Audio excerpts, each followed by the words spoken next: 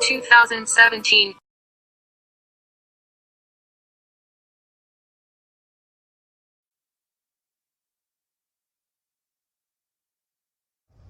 Hi, everyone. So I'm Vitor Ventura. Well, first of all, we have some disclaimer. It's our own view, so does not necessarily represent IBM position on this. So I'm Vitor Ventura. I work for IBM X-Force Red.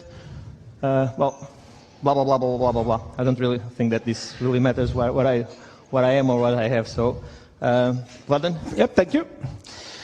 So, a little bit about me. I work for the same team as Vitor. It is IBM X-Force Red team. We cover EMEA region, and we have a lot of work in different areas of security, covering embedded devices, reverse engineering, and penetration testing. So, why are we going to speak today about this topic? Very recently, we had an interesting project testing one device which might be used in automotive industry, and it was based on FreeRTOS and ARM cores, and we had some interesting findings during this project, and also we discovered that there are not too much resources about security on the FreeRTOS. So that was the big problem on the one side, and the other side there we had some issues actually reversing the embedded firmware for the device when we get to it. So after a lot of time spent reading documentation, reading header files, we decided it might be interesting for some of you which might come into this similar position to share with you some of our findings. So, how many of you did some embedded development? Oh, we have some hands, excellent. So that's good. So for you, this couple of slides will not be interesting. So I'm going to show you how a different mindset is needed when you are working on embedded device. We are all used to desktop stuff. We have developing software, we have reversing it, we have analyzing it, and that is something that is common. We know that there we have mostly two architectures, both based on Intel. Most common stuff are running on Windows, so we are very well aware of all constraints, and there is a lot of resources about that. Also, hardware is very much hidden from us.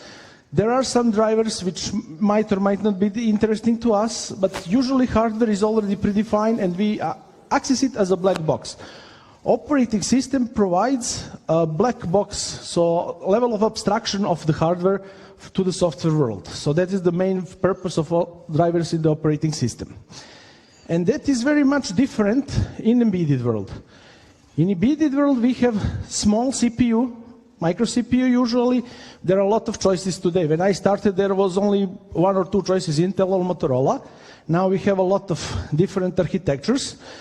And very common and very powerful devices coming for ARM, usually Cortex6-M0, M3 and M4 devices, because they are of the family which is made for embedded devices. So you have A family of ARM, which is for application purposes, and M, which is for embedded devices.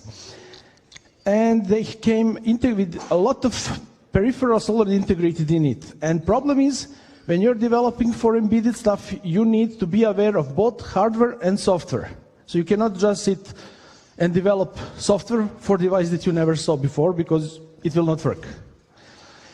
And ubiquity of embedded device is because today we see that embedded devices are everywhere. Today it is much cheaper to put a microcontroller on something than simple transistor before. So you have it everywhere, from the cups for a coffee, which already have some indicators about temperature and stuff, until the small toys, to big toys, to cars. So even our car is one big embedded system with wheels on it, and it's driving, and it's becoming a very interesting target for different attacks. So tools of choice are more or less similar from both sides. So we used to work usually with the IDA or radar or whatever on the desktop, and we can use the same on the mobile as long as it supports our target architecture.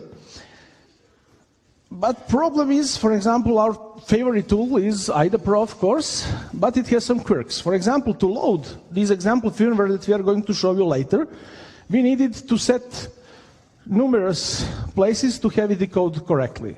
So it is a little bit complicated setup. And it is very useful, something that we are not going to show you today because this is still work in progress, is to use structures dynamically created in memory. So this is why we are going to speak a little bit about architecture of FreeRTOS to help us discover functions. So when we are talking about FreeRTOS, it will be a little bit cleaner. So we saw problems with, if any of this is not properly set up, we will have problem with mode and instructions. So if you don't set up this segment default register value to T to 1, it will not decode thumb instructions properly, for example. Or you will have to manually switch each line to thumb mode. As any embedded devices, we always say they are everywhere. Most popular embedded devices are currently running on Mars. So imagine designing something and to put it millions of kilometers away and to try to fix it, debug it, and maintain it.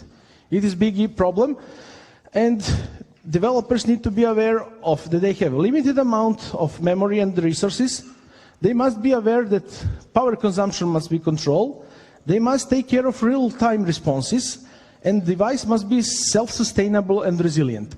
What does that mean? About 200 days after the Mars rover landed on Mars, there was an issue.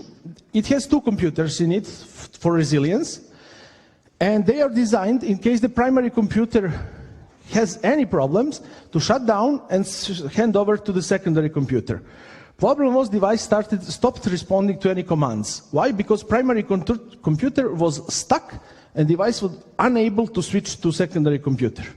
Luckily, there was a third communication device which was independent of all this, and it was enabled that control from the Earth send commands to shut down primary computer and switch over to secondary computer.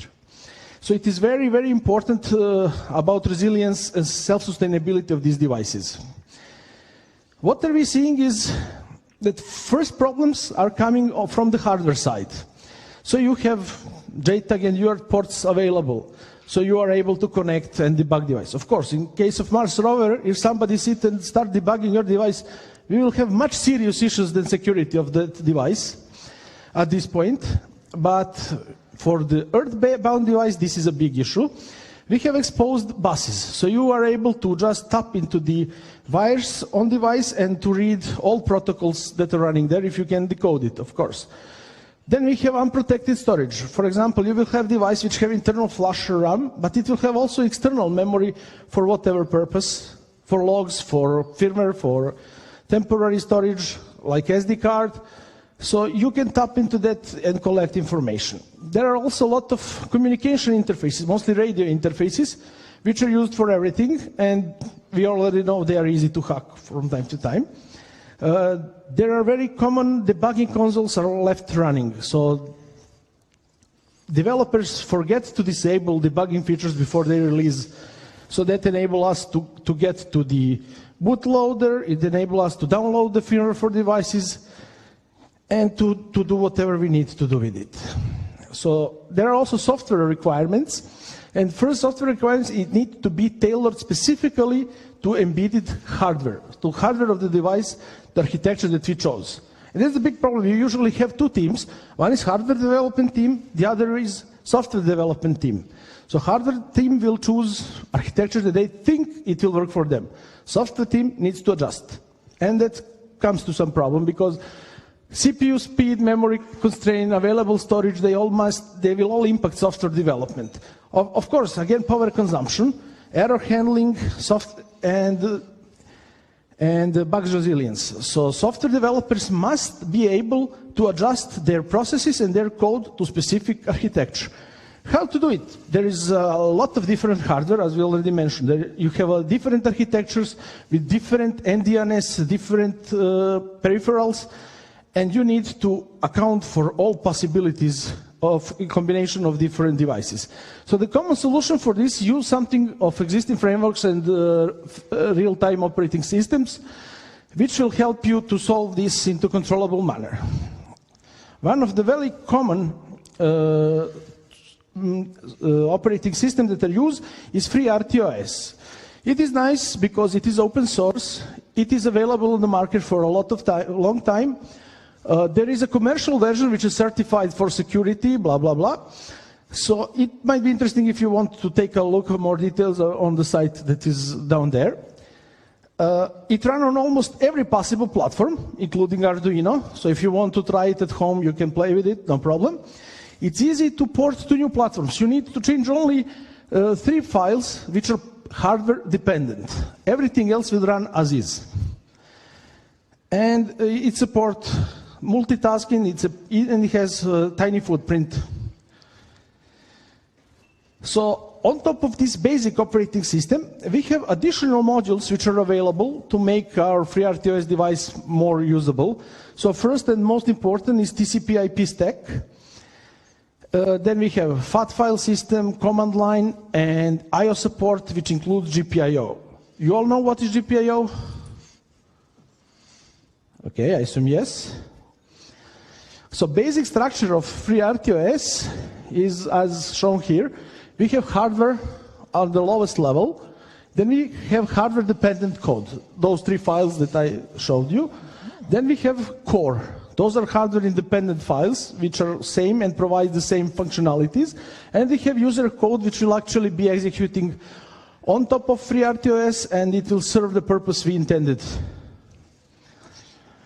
So main component is task scheduler. Task scheduler is the orchestrator which will take care of executing tasks. Tasks are programmer-provided pieces of code. So actually it would be like programs on the desktop that runs specific functions and they execute concurrently. So it is multitasking. Each task has a separate stack. And you will see later how that stack is handled. There are core routines. I mentioned this, but this is almost not used anymore. I think it is not even supported anymore. And we have communication, inter-process communications, so data queues to exchange information between processes, semaphore and mutexes for signalization, and timers for measuring time. As we say, real time is really important in this case. The most important structure are lists. Everything in FreeRTOS is contained in some form of lists. So we have a PX task ready list, which is most important list, which has pointers to records of task control blocks. Task control blocks contain all necessary information for the customly created task. So when you create first task, you will create task control block somewhere in memory, and you will add it as a number 1 in your task ready list. But when you create first task, 1 more task will be automatically created. Which one? Any ideas? Idle, yes. So first task, 0 task will be idle task, which will take care of all the unused CPU cycles, and then all the others. So when you instantiate your first task, it will create automatically idle task. So we have a little bit about queues. So again, there are lists with some specifics to it. Semaphores, they can be binary semaphores or multiple semaphores, and they can be used to communicate between, to signal between the processes. And mutexes are used to protect access to resources during the multitasking. Now what will happen? If you have 2 tasks, one is of highest priority than the other, and each of them needs to access 2 resources. So first will be started with high-level task. It will create high-level mutex protecting the resource. Then you will have lower task executes. It will create mutex to access the other resource which is not claimed yet by the higher level task, and it will create mutex. Now you will go into a situation that you're blocked because your high level task cannot access resource which is blocked by the lower level task, and vice versa. So both tasks are blocked and you cannot proceed. So FreeRTOS solves this by temporarily raising the level of the process which is waiting for mutex from higher level process. So in this case, lower level task will be upgraded to high level priority. So it will be able to take the mutex and proceed accordingly. It will not be waiting for the higher level task. So there are some security features which are already embedded in FreeRTOS. Some are add-on. So first add-on is SSL library. It doesn't came with FreeRTOS. It is separate library from Wolf SSL, I believe. It is additional. It is much smaller than standard OpenSSL. And if you are aware, most of the vulnerabilities we had in the last couple of years, to serious vulnerabilities, were related to OpenSSL. It became too big for its purpose, and it's difficult to maintain. So this operating system is using another library which is very nice and small and support everything that you actually need. It has some rudimentary stack overflow protection, and it supports different privilege levels for the tasks. But that is limited only to Cortex-M0 devices, which have memory protection unit. So in this case, you can create tasks of different privileges. That is not the best approach because it is easy to go around. Problem is that from unprivileged task, you can create privileged task. So if you manage to exploit something that runs under unprivileged task, you can rope your way out of it by creating privileged task and getting access. Difference between privileged and unprivileged tasks are privileged task has access to its own stack and to all other stacks. Unprivileged task can access only his own resources, only his own stack. So we have a stack for overflow protection is rudimentary, so it is in there are two possible modes. One will just simple check if your stack pointer is somewhere where in the range where it should be expected. The other one will add small canaries to measure if it is on the expected point. And problem is the TCP/IP stack is not very resilient because this is embedded device. It is not made to suffer harassment of million users connecting to it all the time. So if you do any more intensive, for example, port scan on this device, they might experience some issues. And we see that very often with SCADA devices. So this is why we never scan SCADA devices in the production. They have really sensitive TCP/IP stack. And of course, since FreeRTOS is developed in C, it inherits all the possible issues that you have in any other C programs. To be fair, I was searching for such vulnerabilities in FreeRTOS for 2 months and I couldn't find any. It doesn't mean that they don't exist, but I couldn't find them. But you might find in the custom created tasks, so they can introduce vulnerabilities. FreeRTOS is relatively safe from it, and you can always investigate it because it is open source. And everything that we discussed so far could be found and checked into source codes that are provided on the site. We are going to develop a simple application that Vitor will later be destroying here for purpose of demonstration. And we are going to develop a simple application because it will be easier for us to see and to show you what is important. So we'll create an application which have only 2 goals. One is to check if button is pressed, and if button is pressed, it will toggle the LED. So it is very simple. And this is the basic architecture that first come to mind. So we have core RTOS, we have a task scheduler running the 2 tasks. First task, we check if the button is pressed, do the debounce and everything, and then we'll put in data queue information that button is pressed. The other task is LED toggle task. It will verify if data queue has information that he expects, and he will turn off or turn on the LED accordingly. This is nice, but it is bad.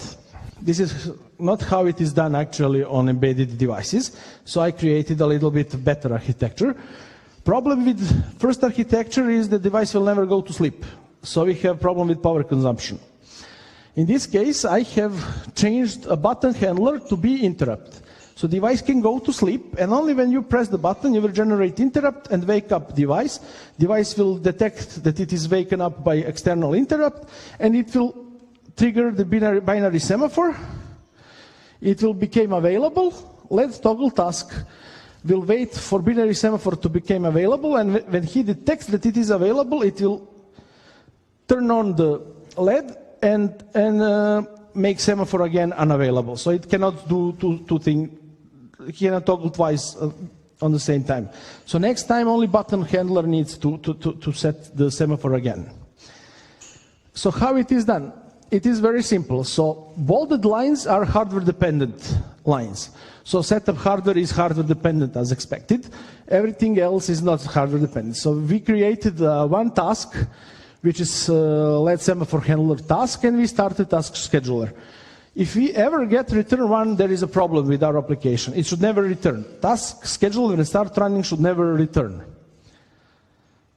And two functions.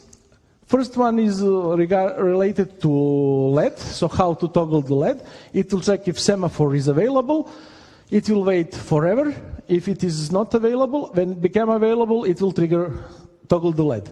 I give alternate way of triggering LED because it might be interesting for something that Vitor will be showing you later. And we have interrupt handler. In this case, our button is on line 8, so we need specific interrupt which will handle line 8.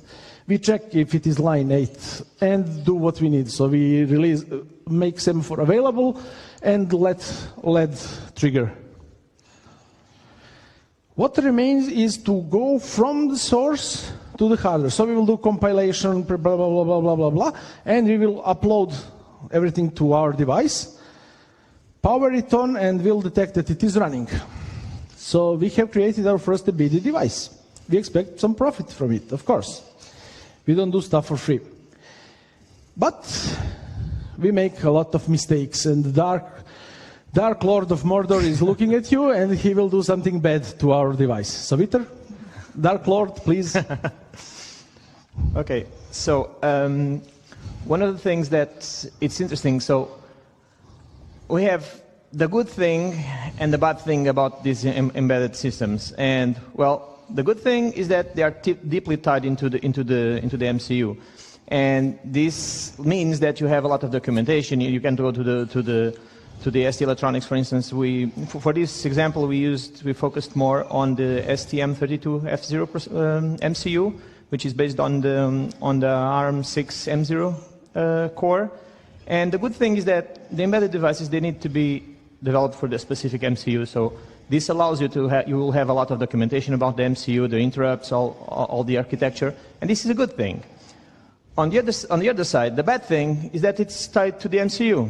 So if you have your firmware and you don't know what is the target of it, so it will be hard for you to understand what's going on inside it, because you won't know how the starting addresses, you won't know how to approach it. So it's a good thing and it's a bad thing. So let's imagine that we don't have a lot of string analysis. Usually these kind of systems don't really need to output a lot of things to the user. So if you look at the strings, you don't get that many things. That much information. As Vladan said, because the code the user code on FreeRTOS is embedded so deeply into the operating system, you don't really have the syscalls that you can search for. There are some of them that is reused when you compile your code, like the scheduler, but in reality, you don't have that syscalls to read memory, to read some kind of interrupt. You don't have that, so it's not that easy to look and see where you are going to start. And from the memory point of view, it's not protected. So when your application is running, basically you are reading and writing from all memory addresses, depending on if you are trying to read from a register which is tied to a pin output or input, or if you are looking at on an external interrupt. So everything are memory addresses, so you don't really have the abstraction layer that you have on normal operating systems.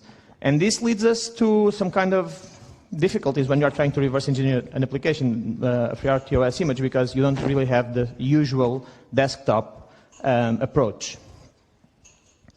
So the first thing is that we need, by default, when we put the image into either, like Vladan said, you need to set the initial address for the image. You need to have some information, the size of the image. You need to know exactly how to put it, and either will disassemble it. But the thing is the entry point. And it might be not that easy to find the entry point to see how your program is starting. You can wandering around and try to search for it, but it's not that easy. And either you might not detect it. So can we find it? How can we do it? Yes, we can. And one of the things that the ST32, by default, they have a group of interrupt handlers that will by default help the firmware to know how to behave when the MCU boots up. So in order to know where that handlers are, this MCU has the interrupt vector table, which pretty much is a table that holds all the information about what kind of interrupts can exist on the MCU. And one of these interrupts is the reset. So what's the reset more than simply a boot? So when you boot the device, it's a reset. It's nothing else than that. So if we look at this table and we looked for the interrupt, for the reset interrupt handler, we pretty much might have that answer. So if you look there, you see that going from bottom to up, you have, this is the actual table that you can get from the documentation, and you can see that you have the initial stack pointer and then you have the reset. So this table pretty much goes to this at the beginning of the image, at offset 00. So you can see that you have some code there that is not actually put into that table form. So what we did was we tried to get a plugin that would help us to have a mapping between these values and the actual values that are on the documentation. So these are the two first values that we have, and after we run the script, we'll see it like this. And we also added some comments that will help us to initially understand what's going on. So first we have the stack value, then we have the reset handler, and there are other handlers like theirs, like the syscalls handler or the SVC handler, which are used by the FreeRTOS to manage the tasks. So if we now, after we have this, the both addresses for the interrupt handler, we can go there and we can actually see what is going on. So as soon as this device boots, in this case, what it's doing is basically putting the initial stack address into the stack pointer, which pretty much can be the first action that it does. So now we have an entry point, and this helps us to start our analysis. Now we really can see where our code starts to being executed. Of course, as we said, this is highly dependent on the MCU.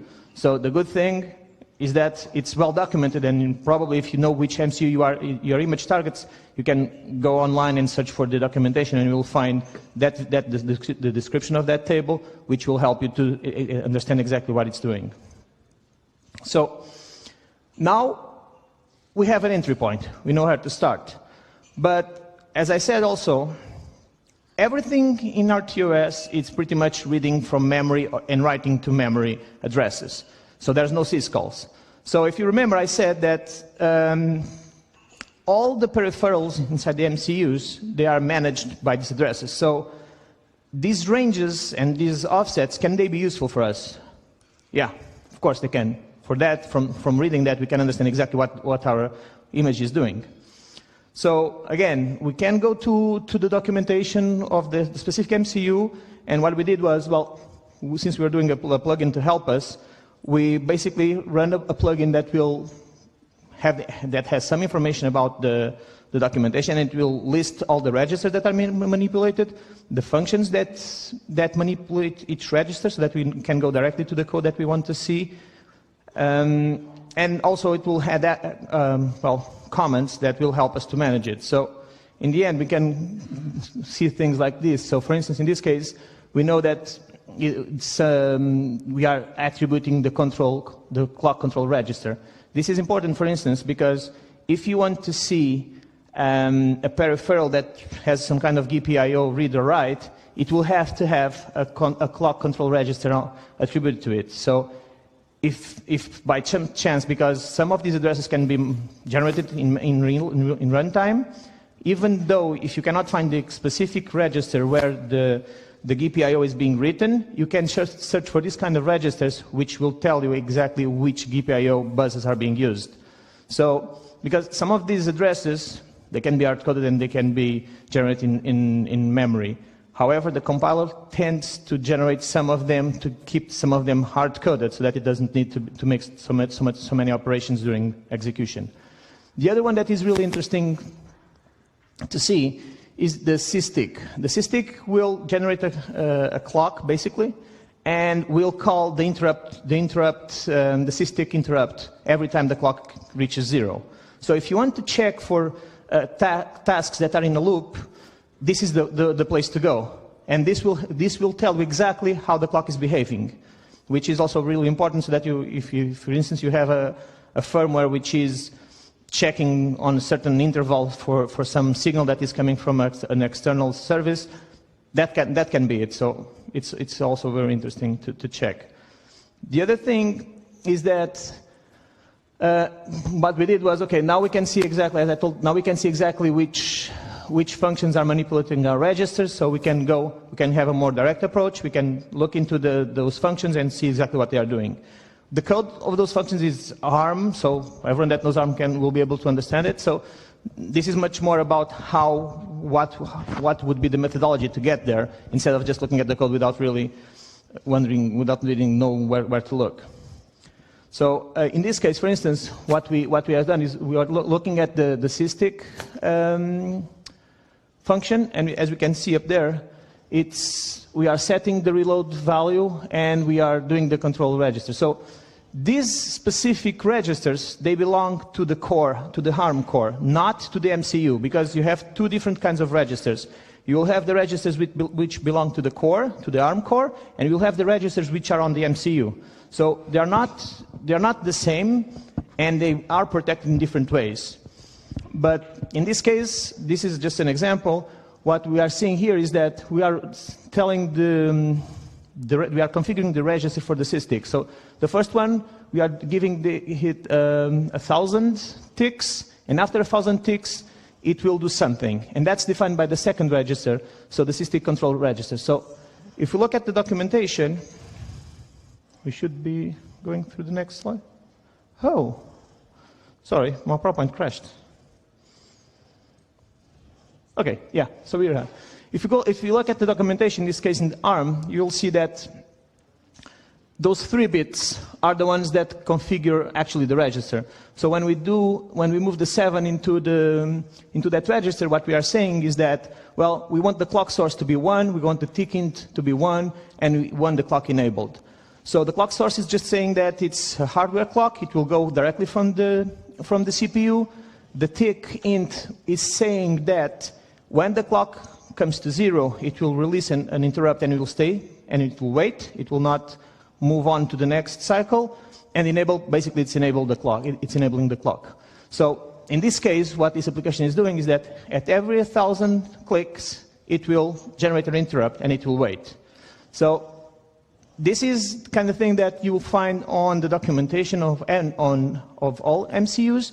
In this case, all MCUs based on the ARM Cortex6-M0 will have this kind of clock, which can be configured on whatever you want. But depending on different ARM cores, depending on different MCUs, you can have different registers. So the thing here is that what we did was basically we tried to have kind of plugin that would help us to understand that code much easier than just be looking and knowing the addresses from the top of our heads. So the other thing that it's also interesting is that when you have a free RTOS OS, basically you will have critical sections. And this is really important because sometimes you cannot wait, you cannot have an interrupt while you're doing something.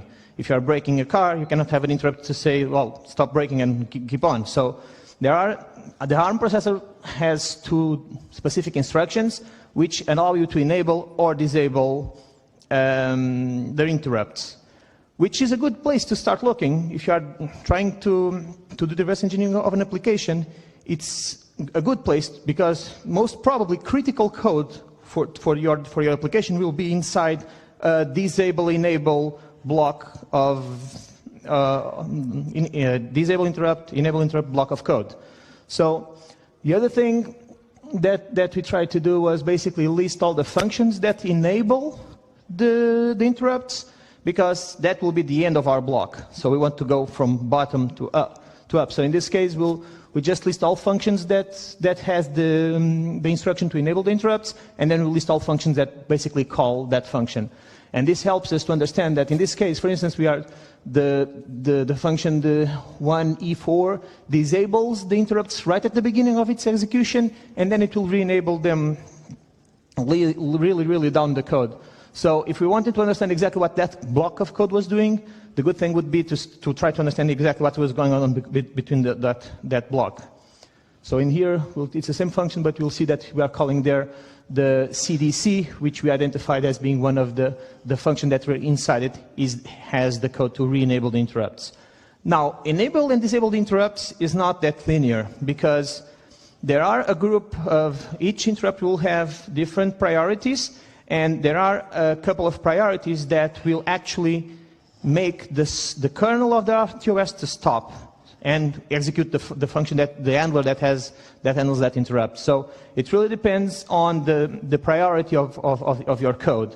Again, there are registers that are used to define the priorities of each handler. And again, that's just a register inside the MCU. Just need to look at the documentation, and you'll have exactly what register we are talking about. So there are a couple of other really interesting registers, like the sysconfig-X, which is basically a register that will manipulate. Well, going a little back, all MCUs, they have several pins, and those pins will be connected to a multiplier, which basically will be enabled or disabled according with the bits that you have. So what this means is that you basically have, well, depending on the architecture, but on this architecture you have two buses which have several GPIOs, and then you need to select which ones you want to check. So this register, the sysconfig-EXT, which basically allows you to configure which external interrupts you want to have into your MCU. Then you have the EXTI register, which basically allows you to define the handlers for those interrupts and the pins that you'll have. Also, the clock source we have already talked about. The NVI registers, well, the nested vector interrupt control, which also it's the one that allows you to define the interrupts that you will have. So how you handle those interrupts and which are the priorities that you have on those interrupts. If the EXTI allows you to define which ones are the external interrupts that you will be using and on which pins, the NVI will allow you to define the priority of those interrupts. And then we have the clock, which is also interesting because if you want to have a GPIO external with external data to read from a flash memory or from some other kind of external device, you'll need to give it a clock. So even if you don't find the address that allows you to identify which pin you are using, you can check this register to see which pins are being enabled, which GPIOs are being enabled, so it gives you a clue or where to find afterwards what you need. So, and based on this, basically what we did was, well, we defined the list of registers, so the plugin that we did when this executed basically will search the code for all of these registers, and it will give us this output which allows us to understand which functions are doing what, and at the same time it will also add some codes, some comments on the code, so that when you are going through and looking at the code, you can more or less have an understanding of what's going on. So there is a lot of work to be done on this basically because this is highly depending on the MCUs, so not all of them will have the same registers. So we need to implement some heuristics to find registers which are being created dynamically, so that we can also try to help and identify which interrupts and which external devices are being used. There's also another thing that we want to do, which basically looks at the table that we talked about and decodes it automatically, the code that are being pointed to it. well, there's a lot of work to be done, especially because there's so many different MCUs, so many different cores that can be used, that doing this through all of them, it's really, well, it's a huge task of reading documentation and copying documentation. So the idea is that this plugin can be updated by anyone, and then anyone can just basically load it as they need. Another thing that we would like to achieve is the identification of the type of image, which is something that is not that easy. And again, it's highly dependent on the MCUs, on the CPUs. And well, thank you. That's basically it.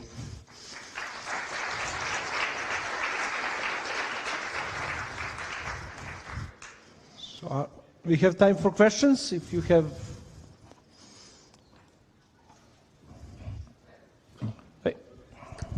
I have one question, but it's because I haven't understood. You were speaking about the interrupt level. Can you re-explain that? Sorry? You were speaking about the interrupt level. It's the topic that I have not understood. So when we enable or disable interrupts, that's possible. The MCU will do that. However, you need to give it a priority. And there are a certain level of priority between 3 and 1, which even though you disable the interrupts, the core will always execute the handler. And even the RTOS kernel will stop to execute that task. So you can really, when we say that we are disabling or enable interrupts, we must be careful, because we cannot assume that will happen 100% of our code. If you have a task which is at 1, even if you are running something else, that handler will be executed when the interrupt occurs, even if you disable them. It's like the hierarchical, more or less. Yeah. Okay. Yeah. Thanks.